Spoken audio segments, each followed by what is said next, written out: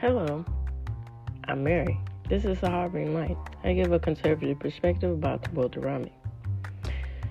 So, social media, those links will be provided in this episode, along with my email and Substack.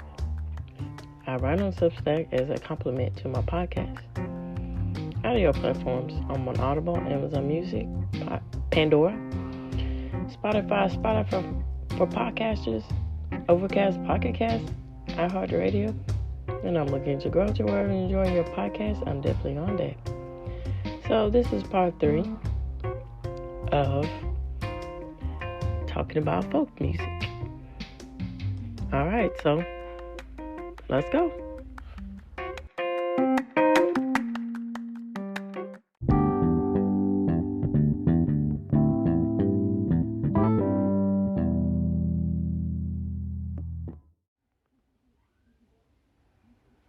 Alright, so folk music in society. Traditional village society has a vigorous musical life, in which many songs and most genres were known to and often sung by a large portion of the population. A degree of musical professionalism must have obtained instrumentalists, though not formally educated, were specialists, as were singers of epic narratives. In the Baltics and Finland, for example, and singers of occupational songs such as sea shanties. Western cultures generally share the same genres of folk music. One of the most important is the ballad, generally a short narrative song with repeated lines. Epics are longer narratives in heroic style, which sometimes require many hours to sing. Some songs are ceremonial, meant to accompany events in the human life cycle or in the community's year, such as those related to the agricultural seasons. Other common genres are work songs, love, and other lyrical songs, songs to accompany games, lullabies, and children's songs and cultural. Ergo, alphabet songs, proverbs, and riddles. These genres are usually differentiated through their text, but some cultures also make musical distinctions. Instrumental folk music is most frequently an accompanying to dance. By the 19th century in Western Europe and some decades later in North America and Eastern Europe, folk songs have become less widely known in villages, and it seems that they were known to have been sung largely by older individuals. At the same time, urban focused, similarly first by Tom Percy and Britain and John Gottfried von Herden, in Germany, and continuing with Cecily Sharp in England and the United States, began to collect and publish folk songs for an audience of urban intellectualistas, emphasizing the large of the song and their national character. In the 19th century, songs were transcribed and noted from live performances, but then were often altered, corrected to form the expectation of norms, and published. Composers of art music included Johannes Brahms and Joseph Canteloube, among others. Fashion elaborated by accompaniment of pianos, and folk songs were added to classical concert programs. Choral arrangements and their use by amateur chorals became part of folk music culture.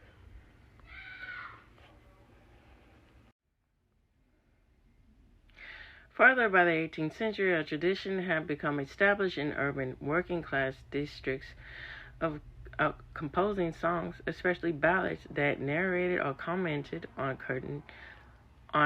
current events such as crimes and accidents. These songs, which might qualify as a predecessor of the popular music genre, were usually called broadside ballads because they were printed on large sheets along with advertisement and sold on the streets.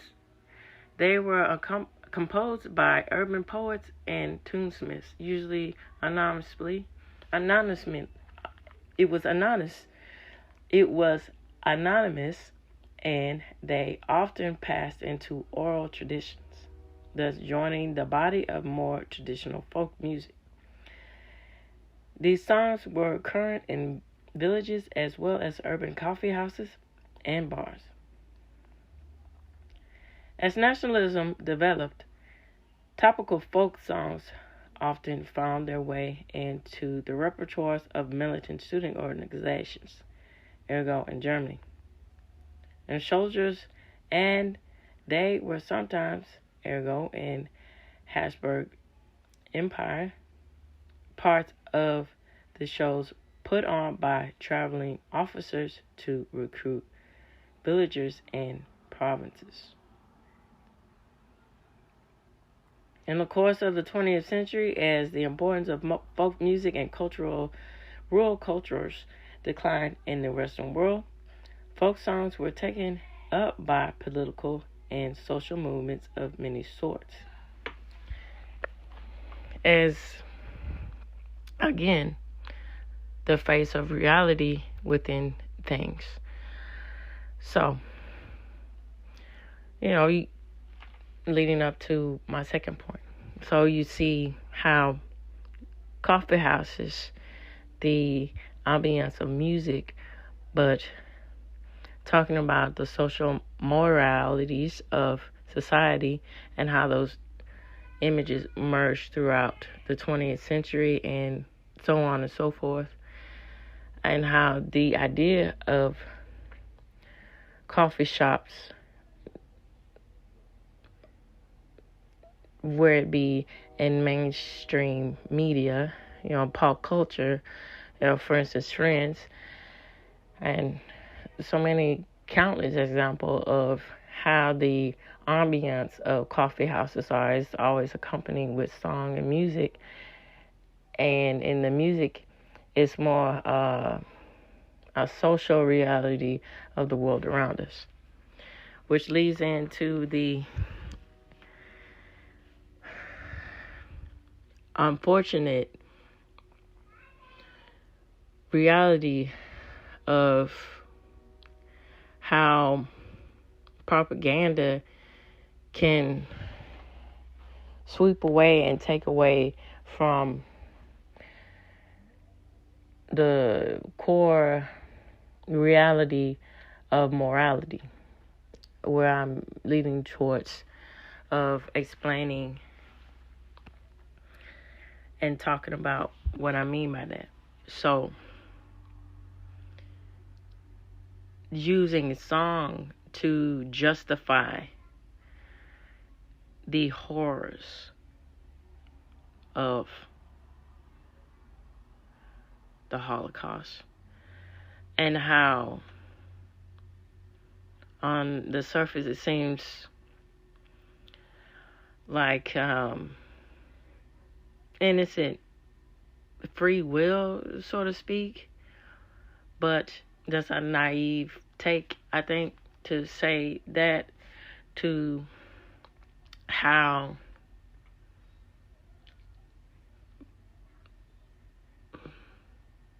beliefs can seep into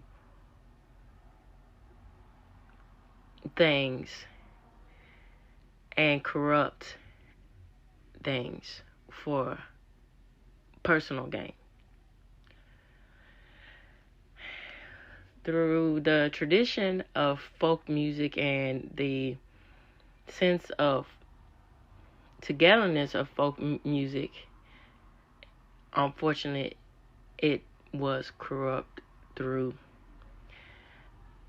the Nazi fascists using it for their political gain. It's really something to think about. All right, so let me go on in more depth about this. So thus, the Nazi and fascist movements of the 1920s to the 1940s in Germany and Italy introduced folk songs into the canons of their military ceremonies. In the Soviet Union, whereas in Eastern Europe after 1945, the folk music of ethnic groups was institutionalized, taught in special conservatories, and performed by professionals in large orchestra of folk instruments, symbolizing the equality of folk and classical traditions.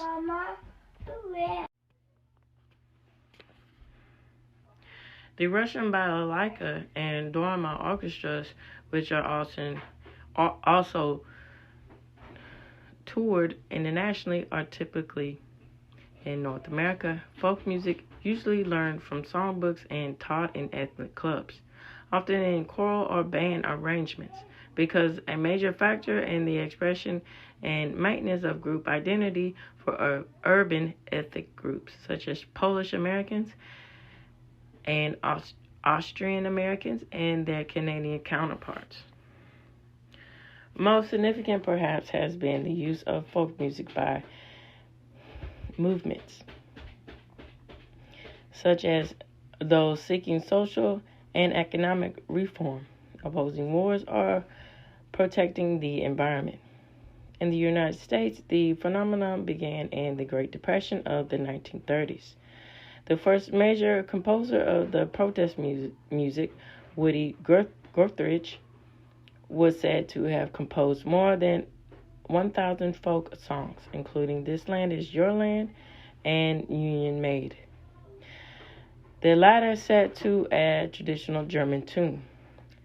They are identified as folk songs because they voice the concerns of the rural and working class folk, are stylistically similar to older folk songs, and were performed with acoustic guitar accompaniment. The best known figure in the post-World War II U.S. folk music culture is Peter Seeger, who helped to revive many traditional folk songs, performing them together with songs of liberal advocacy that he reworked or composed, including the anti-segregation We Shall Overcome and the anti-war Where Have All the Flowers Gone. At the end of the 20th century, the concept of folk music was dominated by recent creations of current relevance, drawing on musical and poetic features that associated them with older traditions. The relationship to popular music also intensified throughout the creation of mixed genres such as folk rock, and throughout the use of folk music elements to help create distinct national variants of mainstream rock music.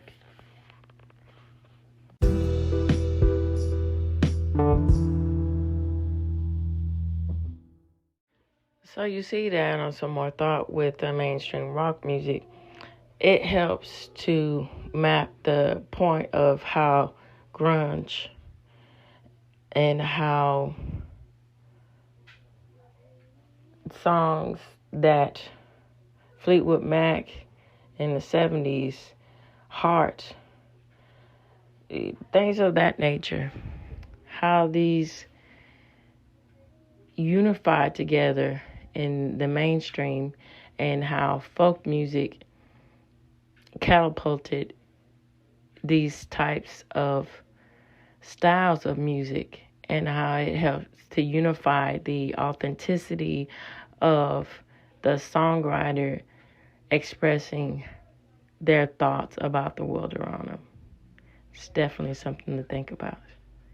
All right, so let's get into the other parts about folk music. So to add further thoughts before I go on to the rest of the aspects of folk music, I'm highlighting back again on the using propaganda to uprise with folk music, with the Nazism and the fascism and the dictatorship and all of that uprising in Italy and so forth, the dark plague and cesspool mentality of these people. I think that it is a good lesson to look at, and the importance of really wanting and taking the time to understand history for what it is. And I think that's the good thing with having the mentality to always question and always want to learn more than what is being presented to you. And I think that they showed with all of the corruption of this that there can be a light at the end of the tunnel.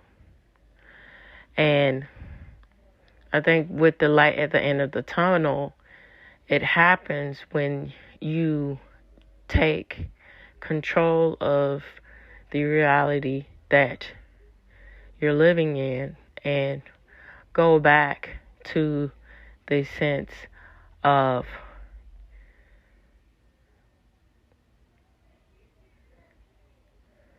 understanding that we all need each other to get to a better step, and to have this idea of I'm the only one that can understand things.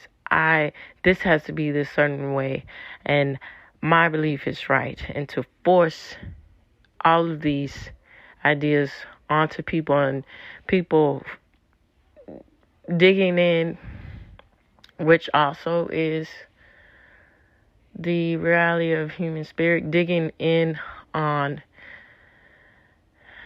the vulnerabilities and the aspects of, okay, well, which can happen. I see your point of only understanding what I understand, and I want to follow you.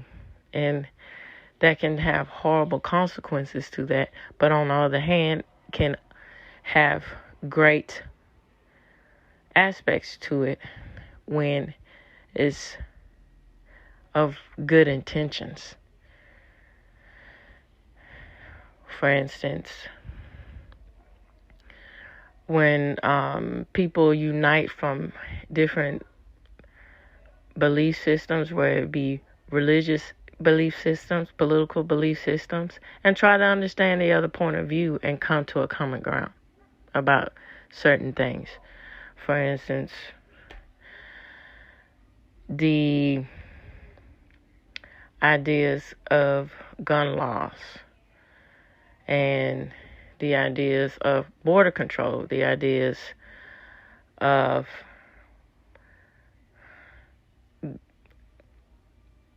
raising a family in the modern world, and finding the balance between work and home life.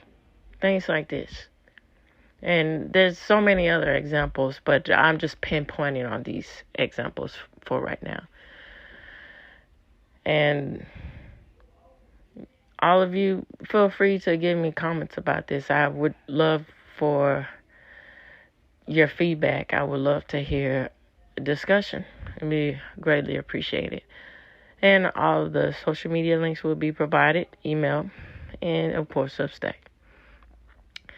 And, I think, again, that learning from history and wanting to improve can help move the disdain of the problems of the past. And I think can be a better solution, and to just focusing in on the wrongs of the past. I think learning from history, it can help to ignite other solutions that is more relevant to the world that we're living in today. This is just my point of view, but I just think that doing it, the quest of knowledge and to know when to go on and so forth can help. All right, so let's get into the rest of everything.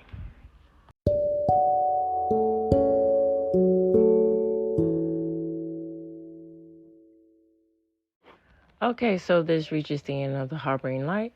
On Monday, I'm going to continue out the historical context of folk music. All right, tune in, turn up, and definitely take care. Bye-bye for now. Thank you.